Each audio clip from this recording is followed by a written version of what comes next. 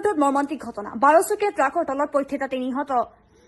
এক জীৱন থিতাতে জীৱন হেৰুৱালে এগৰাকী 60 উৰ্ধৰ মহিলাই বৰপেটা ৰোডৰ ষ্টেচন ৰোডত সংঘটিত হৈছে মৰ্মান্তিক ঘটনা সংঘটিত কৰে ট্ৰাকখনৰ নম্বৰ AS09AC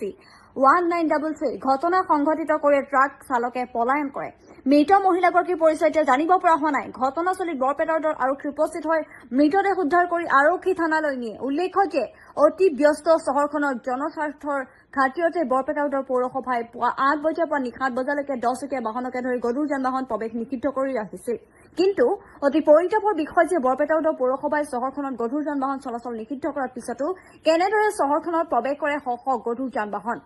প্ৰৱেশ কৰিছে কেনেদৰে এতিয়া চহৰৰ ভিতৰত তাক লৈ এতিয়া ডাঙৰ প্ৰশ্ন উত্থাপন কৰিছে সাধাৰণ ৰাইজে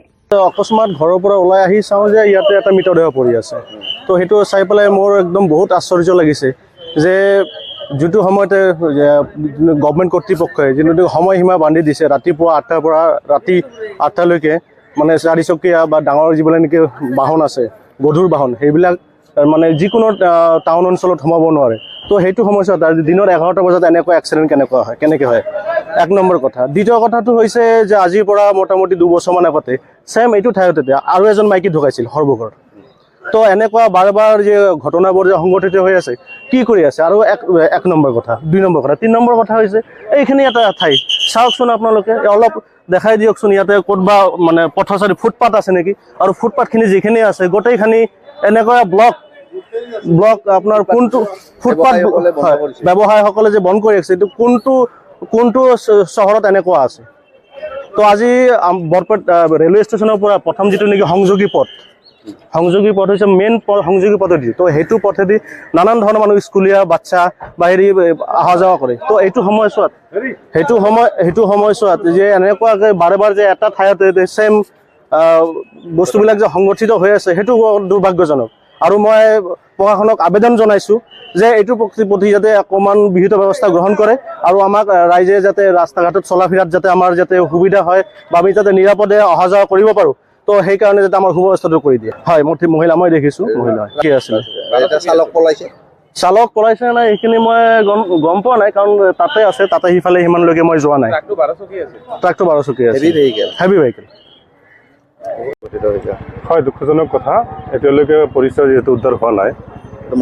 মহিলা আছিল যি কথা হৈছে যে আমি ইতিমধ্যে জানো যে বৰপেটা ৰোড চহৰখনত পৌৰসভা এলেকাৰ যিখিনি ঠাই আছে ইয়াত ৰাতিপুৱা 8 বজাৰ পিছত আৰু ৰাতি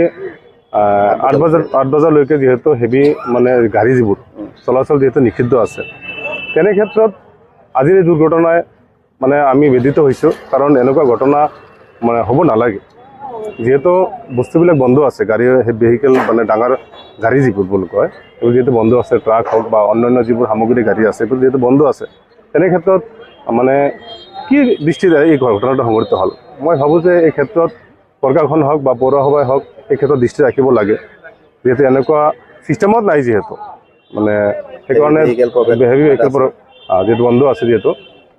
আমি দুখ প্ৰকাশ কৰিছোঁ যাতে অনাগত দিনত আৰু এনেধৰণৰ ঘটনা নহয় তাৰ বাবে কেনেদৰে সংঘটিত হৈছে